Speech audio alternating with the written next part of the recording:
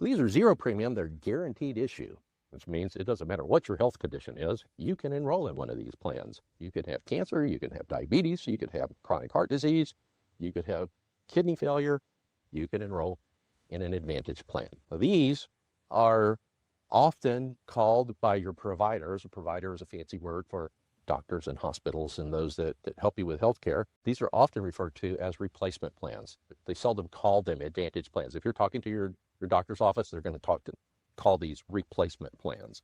The reason that they're called replacement plans is because they're not actually, even though this is Medicare Part C, they're not actually provided by Medicare. They're provided by private insurance companies. The private insurance companies take over what the government would be providing here with Part A and Part B. And the deal is that the government tells the insurance company, we will pay you some amount of money, X number of dollars per capita for each person that you enroll in your plan, but you have to provide them with coverage that is equal to or better than what we would provide them. And the insurance companies say, hey, we will take you up on that. And then they start adding things on to make their plan more attractive than the other guy's plan. So therefore, you see these Advantage plans typically with Part D, prescription drug coverage, bundled in. You see them with dental, vision, and hearing included. It may not be the greatest dental, vision, and hearing coverage. They'll usually have them on there. They might have fitness memberships. They might have all kinds of things. Like I said, if you've ever seen the J.J. Walker commercials or the Joe Namath commercials, you've heard about all of the supplemental benefits that you could get at no additional cost to you. Not going to cost you an additional dime to be on their plan, to enroll in their plan. And therefore, those are very attractive to people. I like all those supplemental benefits. One good reason why you might want to be on one of these plans is because of this right here, MOOP. It stands for maximum out of pocket. That means if you're having a really bad year, it's only going to get so bad. They're going to put a cap on things. You're not going to have runaway medical bills. Now, these plans typically come in two flavors. There's others, but the most common ones are an HMO and a PPO. And if y'all have had group health care before, group health coverage, you're familiar with those. HMO is managed care. It's the most managed care. They've got a local network of providers, and you need to work with their providers. If you go outside of the network, then you're on your own. You're going to have a primary care physician. You're going to get referrals to specialists through your primary care physician who acts as a gatekeeper.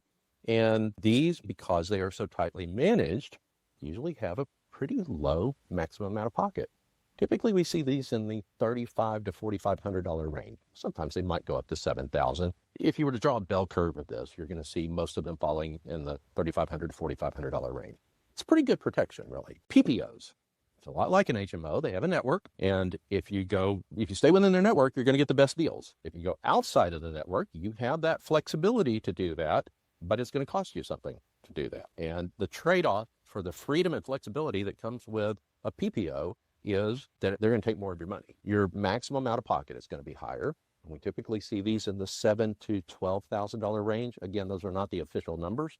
But if you did the bell curve, you're going to see most of them landing in the $7,000 to $12,000 range. Almost everything is on two tiers also. You're going to have the in-network tier, and then you're going to have the out-of-network tier.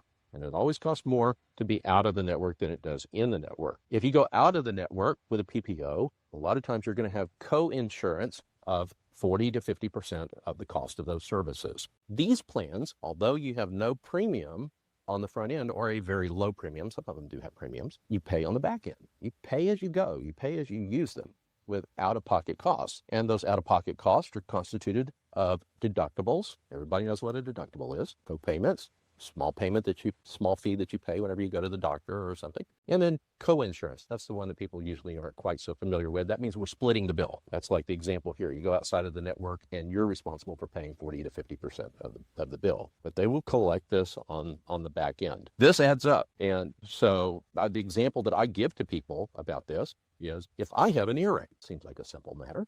My wife says, go to the doctor. Medicare plan